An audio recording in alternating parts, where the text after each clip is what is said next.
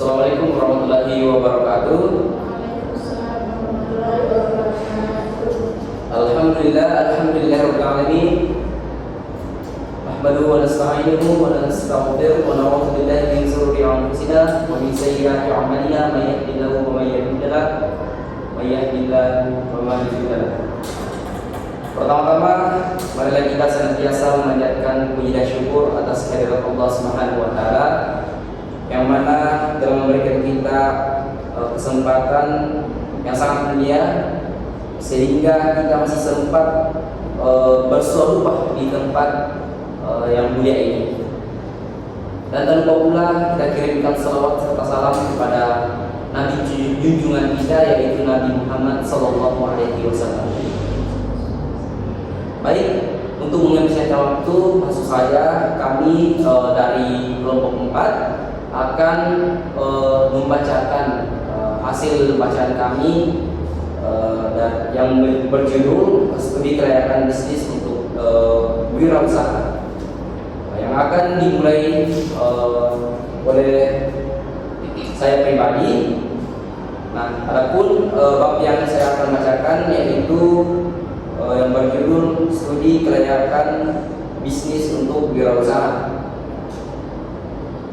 Baik, di mana di studi kelayakan bisnis untuk wirausaha ini bangsa Indonesia seperti juga bangsa berkembang di dunia tengah dihadapkan pada masalah kemiskinan dan pengangguran yang jumlahnya semakin bertambah. Sebagian dari mereka adalah kaum terpelajar yang berusia produktif. Dampak pengangguran tidak hanya menjadi sumber kriminalitas, tetapi berakibat pada rendahnya produktivitas dan daya saing bangsa. Nah, di mana ilustrasi berikut ini akan menggambarkan peran penting seorang entrepreneur. Misalnya, jika penduduk Indonesia diasumsikan 230 juta dan 2% diantaranya adalah entrepreneur, maka jumlah entrepreneur adalah 4.600.000 jiwa. Suatu negara akan mencapai kemakmuran apabila jumlah entrepreneur-nya paling sedikit 2% dari total penduduknya. Di Indonesia diperkirakan baru sekitar 0,2%, bandingnya dengan Singapura yang telah mencapai 7%. Ilustrasi tersebut memberikan keyakinan bahwa keberadaan entrepreneur bersifat mutlak karena sangat berperan penting dan strategis dalam pemenuhan kebutuhan rakyat, bangsa dan negara. Perhitungan ini mungkin dianggap muluk, tetapi bukan tidak mungkin menjadi kenyataan. Nah, untuk mencermati ilustrasi tersebut dapat disimpulkan bahwa peran entrepreneur dalam sebuah negara adalah yang pertama pemutar gerak roda ekonomi, yang kedua membuka atau penyediaan lapangan kerja, yang ketiga pembayaran pajak sebagai sumber pemasukan APBN dan APBD, yang keempat penghasilan devisa dari produk ekspor dan pelaku fungsi sosial ke masyarakat. Sebagai pelaku fungsi sosial kemasyarakatan meliputi di rumah mereka berperan sebagai kepala rumah tangga, suami, orang tua, kakek, nenek dan lain-lainnya. Di lingkungan kerja mereka berperan sebagai pemilik perusahaan, pemimpin, manajer, sales dan marketing, pembayaran pajak dan lain-lain. Di masyarakat mereka cukup berperan dalam memajukan bangsa melalui sumbangannya di berbagai bidang seperti pendidikan, kebudayaan, kesehatan, agama dan kemanusiaan. Nah, di mana wirausaha adalah lowongan bagi siapa saja. Tidak ada syarat khusus seperti tinggi badan dan wajah harus ganteng. Juga tidak mensyaratkan pendidikan formal tertentu. Siapa yang memiliki sikap, semangat dan perilaku kewirausahaan berarti ia memilih jalur yang tepat menuju sukses. Semakin Anda lambat memilikinya, berarti semakin banyak Anda kehilangan kemungkinan untuk sukses. Nah, di mana menjadi seorang entrepreneur adalah pilihan, bukan masalah bakat atau turunan. Seseorang yang berwawasan entrepreneurship tidak harus jadi entrepreneur atau pengusaha, tetapi dapat menjadi intrapreneur atau karyawan perusahaan atau organisasi. Entrepreneurship bukan sekedar pengetahuan, teknik, dan keterampilan, tetapi lebih pada masalah sikap mental melalui proses diri dari praktik dan pengalaman karena dorongan sendiri. Menjadi entrepreneur atau intrapreneur tidak dapat disuruh atau dicetak, kecuali melalui kesadaran, keinginan, panggilan hidup, hasrat, dan motivasi kuat serta belajar, berpikir dan kerja keras dengan segala risiko. Seorang wirausaha bukanlah penjudi yang hanya mengandalkan spekulasi, nasib, dan keberuntungan, melainkan seseorang yang penuh perhitungan matang dan siap menanggung risiko moderat. Nah, saya rasa itu yang saya sampaikan. Selanjutnya saya serahkan kepada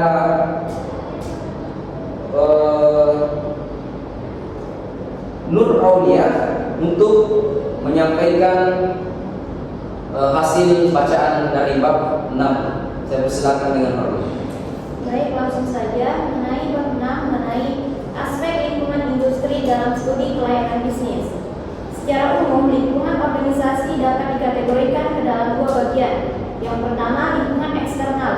Tingkatan eksternal ini terdiri dari lingkungan umum dan industri, yaitu lingkungan umum adalah suatu lingkungan dalam lingkungan eksternal organisasi yang mengusung faktor-faktor yang memiliki ruang lingkup luas, dan faktor tersebut pada dasarnya di luar dan terlepas dari operasi perusahaan. Faktor-faktor tersebut diantaranya yang pertama faktor ekonomi. Faktor ekonomi ini mengacu kepada sifat, cara, dan arah dari perekonomian di mana suatu perusahaan akan atau sedang berkompetisi. Indikator dari kesalahan perekonomian suatu negara antara lain adalah tingkat inflasi, tingkat suku bunga, atau surplus perdagangan, tingkat tabungan pribadi dan juga bisnis, serta produk domestik bruto. Yang kedua, mengenai faktor sosial. Faktor sosial yang mempengaruhi suatu perusahaan mencakup keyakinan, nilai, sikap, opini yang berkembang, dan juga gaya hidup dari orang-orang lingkungan di mana perusahaan tersebut beroperasi. Yang ketiga, faktor politik dan hukum. Faktor politik dan hukum ini mendefinisikan parameter hukum dan bagaimana pengaturan perusahaan harus beroperasi. Beberapa tindakan politik dan hukum juga disalin untuk memberi manfaat dan melindungi suatu perusahaan. Yang keempat, faktor teknologi. Faktor teknologi ini dalam lingkungan umum untuk merefleksikan kesempatan dan ancaman bagi suatu perusahaan. Kemajuan teknologi secara dinamis telah mengubah produk, jasa, pasar, pemasok, distributor, pesaing, pelanggan, bahkan proses persaingan. Yang kelima, faktor demografi.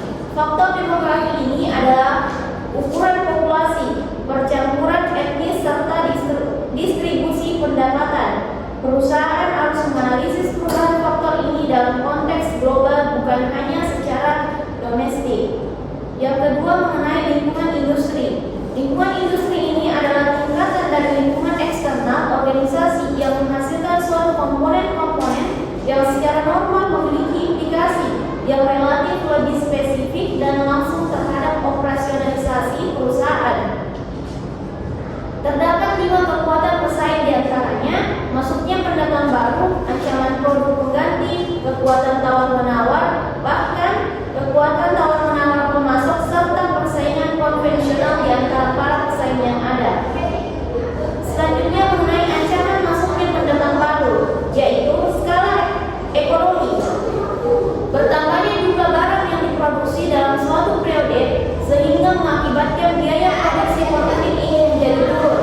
Yang kedua, diferensiasi produk, artinya perusahaan tertentu mempunyai identifikasi merek dan loyalitas pelanggan yang disebabkan oleh periklanan, pelayanan pelanggan, perbedaan produk di masa lampau, atau sekedar merupakan perusahaan pertama yang memasuki suatu bidang industri.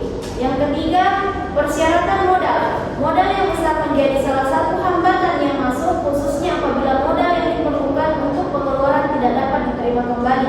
Yang keempat, biaya peralihan pemasok. Biaya peralihan pemasok ini biasanya berupa biaya yang harus dikeluarkan pembeli bila mana berpindah dari produk pemasok tertentu ke pemasok lainnya. Yang kelima, akses ke seluruh distribusi. Bila mana saluran distribusi untuk produk tersebut telah ditangani oleh perusahaan yang sudah mapan, perusahaan baru harus membujuk saluran tersebut agar menerima produknya melalui cara-cara penurunan harga. Kerjasama ini dilakukan melalui periklanan dan sebagainya yang tentu saja berimplikasi terhadap turunnya laba. Hal ini termasuk hambatan masuk. Dan yang terakhir, kebijakan pemerintah. Pemerintah dapat membatasi atau bahkan menutup masuknya industri dengan melakukan pengendalian dan suatu pengawasan. Sekian materi yang dapat saya sampaikan. Saya kembalikan ke moderator. Baik, terima kasih kepada saudari Aulia yang telah menyampaikan materinya. Langsung saja saya persilakan kepada saudara Kurniawan untuk menyampaikan hasil bacaan dari Bang. Silakan. Baik, terima kasih moderator. Assalamualaikum warahmatullahi wabarakatuh. Saya telah menjelaskan dan memaparkan mengenai bab 7 dengan garis besar aspek pasar dan pemasaran dalam studi kaitan bisnis. Nah, jadi saya di sini pertama pada bilang aspek pasar. Nah, jadi kita mulai dulu dari latar belakangnya, di mana aspek pasar di sini menekankan bahwasanya dalam dunia pasar itu terjadi beberapa macam masalah. Nah, yang biasanya didasari oleh karena adanya konsumen yang ingin membeli barang, dan terkadang itu ada terjadi masalah-masalah yang terjadi. Nah, di mana di sini dijelaskan bahwasanya tantangan utama perusahaan adalah bagaimana membangun dan mempertahankan bisnis. Nah, ketika di sini konsumen ingin membeli barang dan di sini produsennya, di sini produsen yang terkadang harus bagaimana dia tetap mempertahankan bisnisnya tersebut dalam industrinya. Nah, jadi di sini terjadi namanya masalah-masalah yang dapat dianalisis dari kebutuhan konsumen dan bagaimana konsumen ini dapat memberikan kebaikan. Nah, dalam hal ini produsen. Nah, produsen itu adalah industri. Tentang bagaimana konsumen mendapatkan kebaikan dari produsen dan produsen memberikan kebaikan kepada konsumen dengan mempertahankan bisnisnya. Kemudian di sini, nah, terdapat beberapa macam di sini 3 unsur penting yang terdapat dalam pasar. Saya sebutkan saja. Di sini ada orang dengan segala keinginannya, yang kedua daya beli mereka, dan ketiga kemauan untuk membelanjakan uangnya. Kemudian di sini ada juga pada pokoknya pasar dapat dikelompokkan dalam 4 golongan. Nah, jadi pasar ini tidak hanya fokus pada konsumen saja, tapi dia juga mengkaji tentang golongan-golongannya. Nah, di sini ada golongan konsumen. Nah, seperti yang saya sebutkan di awal, konsumen artinya orang yang membutuhkan barang, membeli barang. Kemudian yang kedua pasar industri. Nah, pasar industri adalah tentang pasar yang memiliki industrinya sendiri. Kemudian yang ketiga pasar penjual. Nah, pasar penjual di sini adanya aspek penjualan dalamnya antara konsumen dan produsen. Nah, kemudian yang keempat ada pasar pemerintah. Nah, pasar pemerintah ini adalah adanya unsur campur tangan dari pemerintah dalam hal ini. Itu sangat luas juga. Kemudian di sini ada juga pasar sasaran. Pasar sasaran ini adalah dia mengelompokkan tujuannya atau sasarannya, di mana pasar sasaran ini dia bergerak untuk bagaimana dia menyediakan barang tepat sasaran. Artinya ada pasar sasaran remaja, lansia, dan pasar sasaran sebagainya. Kemudian yang kedua segmentasi pasar. Nah, segmentasi pasar adalah di mana di sini dibagi menjadi para pelanggan. Nah, para pelanggan yang terdiri dengan beberapa macam kemauan atau bagaimana dia ingin membeli barang. Kemudian terakhir saya ingin membahas mengenai bagaimana perilaku konsumen untuk segmentasi. Saya sebutkan saja. Yang pertama strategi APOS, yakni menjadi pimpinan di dalam strategi, ya, pemimpin di dalam industri dalam hal ini. Kemudian strategi operasional excellence atau perusahaan harus mau mengeluarkan biaya yang besar untuk memuaskan konsumen. Nah, terakhir produk leadership. Nah, mendasarkan pada keunggulan untuk terus-menerus melakukan inovasi. Nah, itu tadi ada 3 pilar konsumen untuk segmentasi, di mana memang pasar ini harus selalu senantiasa beriringan dengan kemauan dari konsumen. Dalam hal ini adalah industri itu menyediakan kepentingan kebutuhan yang dapat dibeli oleh konsumen. Saya kembalikan. Baik, terima kasih saudara Kurniawan. Langsung saja saya persilakan kepada saudari Zaki Al-Safra untuk memberikan materi dari bab 9. Baik, langsung saja. Adapun dari bab 9 mengenai aspek teknis dan teknologi dalam studi kelayakan bisnis. Menurut beberapa pakar teknologi terdapat beberapa definisi teknologi informasi dalam Abdul Qadir dan Tera, yaitu menurut Hart dan Ken, teknologi informasi adalah seperangkat alat yang membantu Anda bekerja dengan informasi dan melakukan tugas-tugas yang berhubungan dengan pemrosesan informasi. Menurut Martin, teknologi informasi adalah hal yang tidak hanya terbatas pada teknologi komputer atau perangkat keras dan perangkat lunak yang digunakan untuk memproses dan menyimpan informasi, melainkan juga mencakup teknologi komunikasi untuk mengirimkan informasi.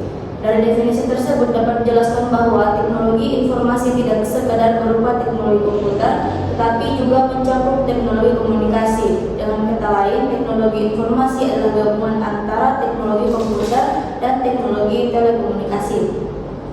Klasifikasi sistem teknologi informasi. Menurut fungsi yang diemban sistem teknologi informasi dapat dibedakan atas. Embedded IT System adalah sistem teknologi informasi yang melekat pada produk lain. Contohnya sistem VCR atau Video Cassette Recorder memiliki sistem teknologi informasi yang memungkinkan pemakai dapat merekam tayangan televisi. Selanjutnya Dedicated IT System adalah sistem teknologi informasi yang dirancang untuk melakukan tugas-tugas khusus. Contohnya ATM atau anjungan tunai mandiri dirancang secara khusus untuk melakukan transaksi keuangan bagi nasabah bank. Selanjutnya peranan teknologi informasi bagi perusahaan. Pada dasarnya peranan TI bagi setiap perusahaan bersifat unik dan spesifik. Hal ini disebabkan karena masing-masing perusahaan memiliki strategi yang berbeda satu dengan yang lainnya. Walaupun dua buah perusahaan misalnya berada pada sebuah industri yang sama, namun peranan teknologi informasinya bisa sangat berbeda. Teknologi informasi yang dikhususkan untuk pengolahan data menjadi informasi yang bermanfaat bagi organisasi. Teknologi informasi terus-menerus mengalami perkembangan baik dari segi bentuk, ukuran, kecepatan, dengan kemampuan untuk mengakses multimedia dan jaringan komputer. Selanjutnya yaitu pengadaan persediaan bahan. Faktor-faktor yang memengaruhi pengadaan persediaan, tingkat penjualan, sifat teknis, lamanya proses produksi, serta daya tahan produk akhir. Salah satu cara yang digunakan untuk pengendalian investasi pada persediaan adalah dengan menggunakan model EUQ. EUQ adalah jumlah pembelian yang ekonomis. Pada jumlah ini biasa terjadi kombinasi biaya terendah. Biaya-biaya termasuk dalam EOQ adalah biaya pesan dan biaya simpan. Biaya pesan meliputi biaya selama proses persiapan biaya pengiriman pesanan, biaya penerimaan barang yang dipesan, biaya proses pembayaran. Sedangkan biaya simpan meliputi sewa gudang, pemeliharaan material dalam gudang, asuransi keuangan, pajak atas persediaan. Selanjutnya yaitu alat-alat analisis yang digunakan dalam aspek teknik dan teknologi penentuan lokasi pabrik. Penentuan lokasi yang tepat akan membingungkan beban biaya, baik biaya investasi maupun biaya eksploitasi. Secara sepintas variabel dalam pemilihan lokasi yaitu bahan mentah, letak pasar, tenaga listrik dan air, suplai tenaga kerja, fasilitas transportasi. Setelah diketahui beberapa variabel tersebut, kemudian dilakukan analisis Di antara alat analisis tersebut adalah metode kualitatif, metode transportasi, dan metode analisa biaya. Yang terakhir yaitu penentuan luas produksi. Pendekatan konsep marginal cash dan marginal revenue, luas produksi optimal tercapai pada saat MCMR. Pendekatan break-even point, luas produksi minimal terletak pada luas produksi yang pada saat itu perusahaan tidak mengalami laba atau rugi. Metode linear programming, metode ini jika produk yang dihasilkan lebih dari satu jenis, jika produk yang dihasilkan terdiri dari dua jenis menggunakan pendekatan grafik, jika lebih dari dua jenis menggunakan metode simplex. Sekian saya berikan ke moderator. Baik, terima kasih kepada saudari Biasara. Selanjutnya saya persilakan kepada saudari Rumita untuk menyampaikan materi dari maksud.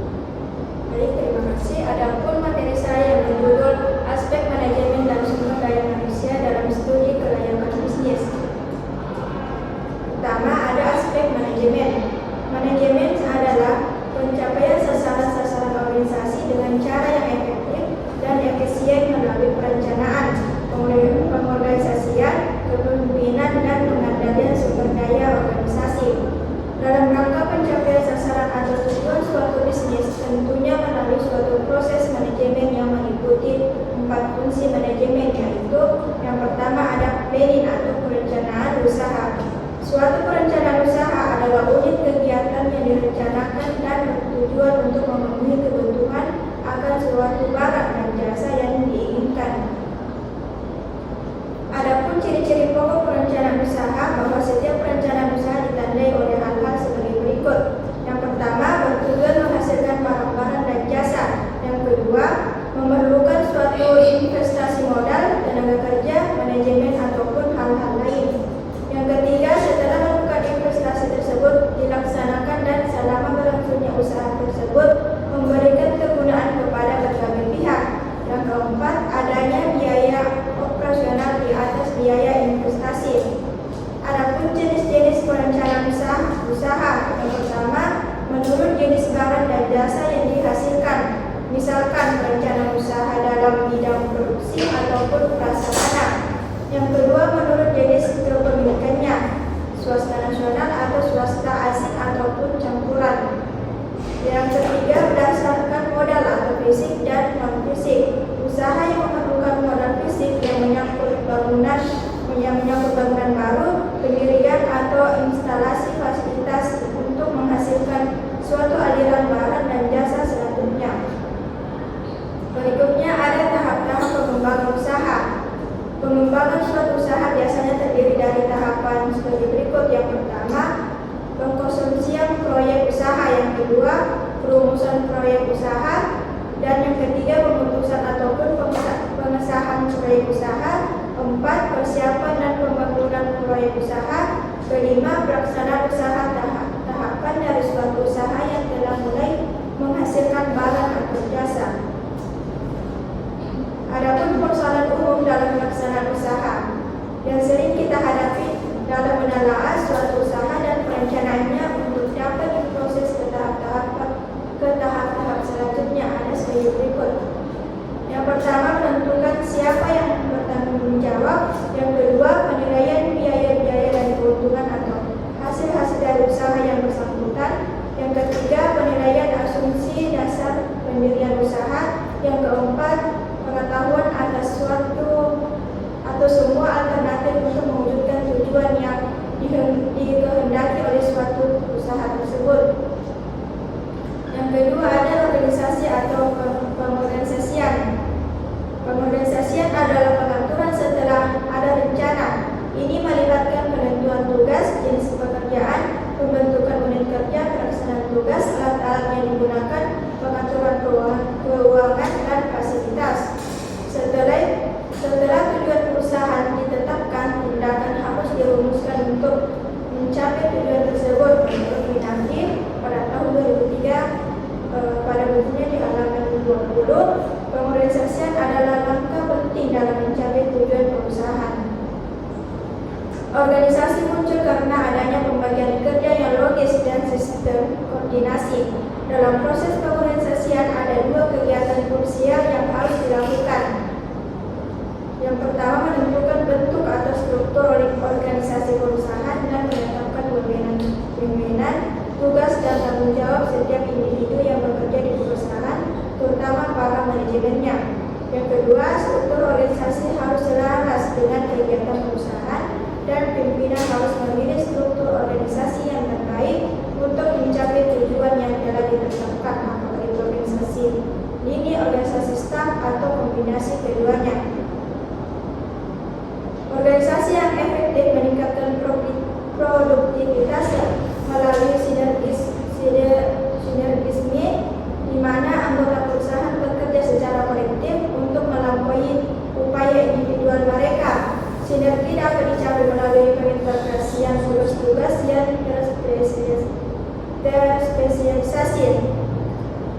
Pengorganisasian yang efektif dapat menghasilkan keuntungan dan manfaat yang signifikan. Yang pertama, kejelasan yang tetap, ekspektasi kinerja individual, dan tugas-tugas yang terspesialisasi. Yang kedua, pembagian kerja yang menghindari timbulnya duplikasi, konflik, dan penyalahgunaan sumber-sumber daya material maupun sumber daya manusia. Yang ketiga, terbentuknya suatu arus aktivitas kerja yang logikal yang dapat dilaksanakan dengan baik oleh individu-individu atau kelompok. Yang keempat, saluran komunikasi yang dapat membantu pengambilan keputusan dan pengawasan. Yang kelima, mekanisme yang mengkoordinasikan yang memungkinkan tercapainya harmoni antara para anggota. Selanjutnya ada proses pengorganisasian. Menurut Samuel B. Cerita terdiri dari 5 langkah pokok. Yang pertama, melakukan refleksi mendalam membuat rencana dan sasaran. Kedua, menetapkan tugas-tugas pokok. Tiga, membagi tugas-tugas pokok menjadi tugas-tugas bagian. Yang keempat, mengalokasikan sumber daya dan menunjuk untuk tugas-tugas bagian. Yang kelima, mengevaluasi hasil dari strategi pengorganisasian yang diimplementasikan. Selanjutnya, yang ketiga yang terakhir yaitu actuation. Setelah perencanaan dan organisasi, maka selanjutnya adalah actuating. Dalam fungsi ini, manajemen melaksanakan rencana untuk mengarahkan kegiatan perusahaan menuju sasaran dan memastikan bisnis berjalan dengan lancar. Actuating melibatkan kemampuan manajemen dalam memotivasi, mempengaruhi, mengarahkan, dan berkomunikasi dengan orang lain. Sekian yang sempat saya sampaikan. Saya melanjutkan ke rekan. Baik, terima kasih saudara Rita. Selanjutnya saya persilakan kepada saudara Rita Rizky untuk menyampaikan materi dari bab 11. Baik, di sini akan dibacakan mengenai aspek keuangan dalam studi kelayakan bisnis yang terbagi atas 4 poin. Yang pertama, poin hubungan dana. Suatu aktivitas bisnis tidak akan dapat berjalan dengan baik dan tidak didukung oleh ketersediaan dana yang baik dan mencukupi. Bila suatu aktivitas bisnis tidak dapat memenuhi permintaan barang atau yang sesuai dengan jumlah dan kriteria pelanggan, dikarenakan bisnis tersebut tidak memiliki dana yang cukup untuk melakukan proses produksinya, maka sudah dapat dipastikan bahwa usaha bisnis tersebut itu bisa dikatakan gagal. Kemudian yang kedua, sumber pendanaan, yang dimana pendanaan di sini adalah sumber atau suatu indikator yang penting dalam mendeteksi apakah suatu bisnis dapat dijalankan atau tidak. Akhir-akhir ini telah banyak berkembang berbagai lembaga keuangan maupun non keuangan yang telah bersedia untuk mendanai suatu aktivitas bisnis. Tentu saja sering disebut sebagai modal asing atau modal pinjaman. Kemudian yang ketiga adalah pembelanjaan hutang, yang dimana di sini hutang digunakan untuk membelanjai kegiatan perusahaan dapat dibagi dua. Yang pertama, hutang jangka pendek atau short term debt. Yang kedua, hutang jangka panjang. Menurut Warren Reff dan Fest pada tahun 2005, ia mengatakan bahwa hutang jangka pendek akan dikembalikan dalam tempo waktu kurang dari 1 tahun. Kemudian yang keempat adalah hutang jangka panjang, yang dimana menurut Warren Reff dan Fest pada tahun 2005 mengatakan hutang jangka panjang ini akan diharapkan dibayarkan kembali dalam kurun waktu lebih dari 1 tahun. Hutang jangka panjang ini dapat digunakan untuk pembiayaan modal yang umumnya membutuhkan dana yang besar, memiliki memperoleh dana dari obligasi, yaitu merupakan surat hutang jangka panjang yang dibeli oleh para investor dari negara lain. Ini itu saya kembalikan ke moderator. Baik, terima kasih sudah menjelaskan. Selanjutnya saya silakan kepada saudari Jumlah Ismail untuk menyampaikan materinya dari bab 12. Silakan.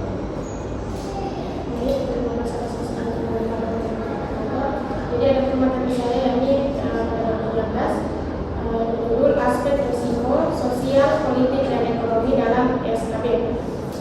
Nah, aspek risiko merupakan suatu variasi dari hasil-hasil yang dapat terjadi selama periode tertentu atau probabilitas suatu hasil atau outcome yang berbeda dengan yang diharapkan. Risiko timbul karena adanya ketidakpastian. Nah, biasanya ketidakpastian ini diakibatkan karena adanya keraguan terhadap sesuatu hal di masa depan atau kelemahan seseorang dalam dipengaruhi oleh beberapa hal. Yang pertama ada keterbatasan dalam hal sumber daya informasi yang tersedia.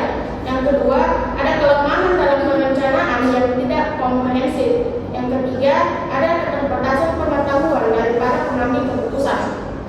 Nah, ketidakpastian dapat diklasifikasikan dalam 3 hal. Yang pertama ada ketidakpastian ekonomi, di mana ketidakpastian yang disebabkan karena kejadian-kejadian yang timbul akibat gejolak ekonomi di suatu negara. Misalnya krisis ekonomi yang berkepanjangan seperti yang dialami oleh negara kita, kenaikan harga BBM, perubahan perilaku konsumen. Yang kedua ada ketidakpastian politik, yaitu ketidakpastian yang disebabkan karena kejadian-kejadian politik yang timbul di suatu negara yang menyebabkan kerusuhan, perang atau kudeta militer. Yang ketiga ada ketidakpastian alam seperti bencana alam, tsunami, gempa, gunung berapi atau kasus lumpur panas di Sidoarjo. Nah, ada pun macam-macam resiko. Yang pertama resiko yang tidak disengaja atau resiko murni. Yang kedua ada resiko yang disengaja. Yang ketiga resiko fundamental. Keempat resiko khusus. Dan yang kelima ada resiko dinamis. Nah, upaya penanggulangan resiko sesuai dengan sifat dan juga objeknya, maka ada beberapa cara untuk menanggulangi atau meminimumkan resiko kerugian, antara lain melakukan pencegahan dan juga pengurangan terhadap kemungkinan terjadinya peristiwa yang menimbulkan kerugian. Yang kedua melakukan retensi. Yang ketiga melakukan pengendalian terhadap resiko.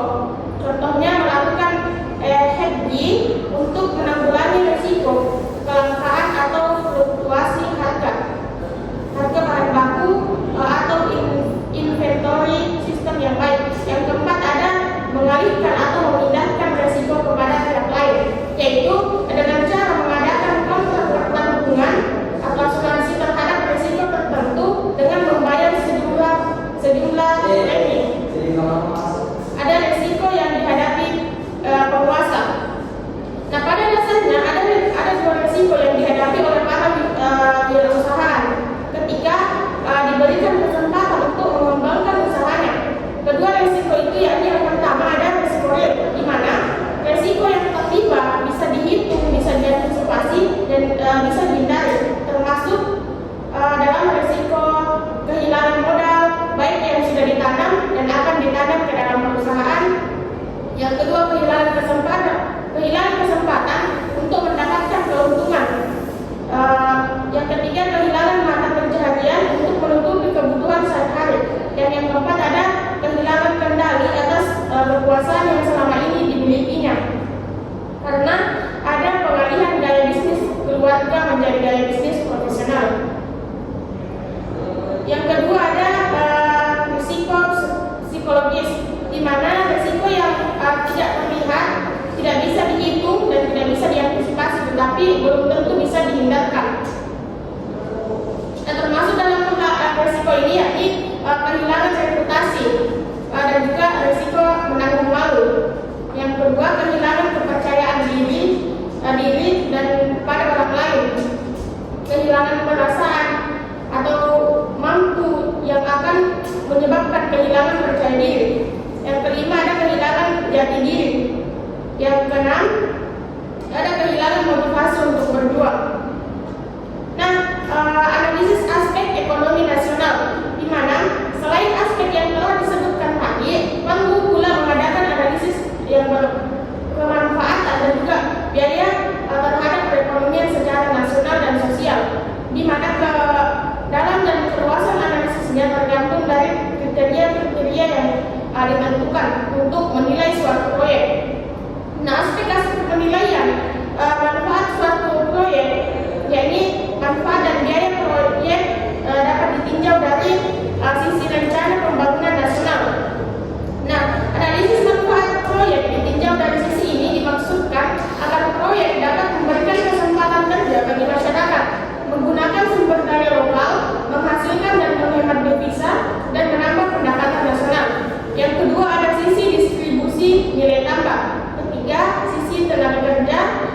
keuntungan ekonomi nasional, sisi pengaruh sosial, dan sisi manfaat atau gaya sosial.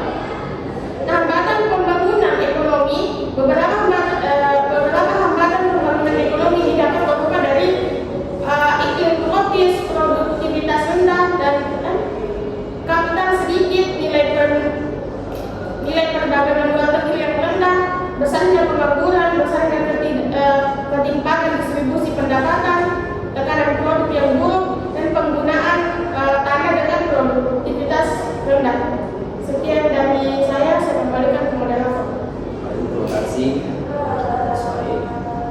Baik, itulah tadi materi yang mau kami sampaikan. Ketika terdapat kekurangan atau kesalahan, kami mohon maaf. Saya akhiri dengan kata wabillahi taufiq wal hidayah. Assalamualaikum warahmatullahi wabarakatuh.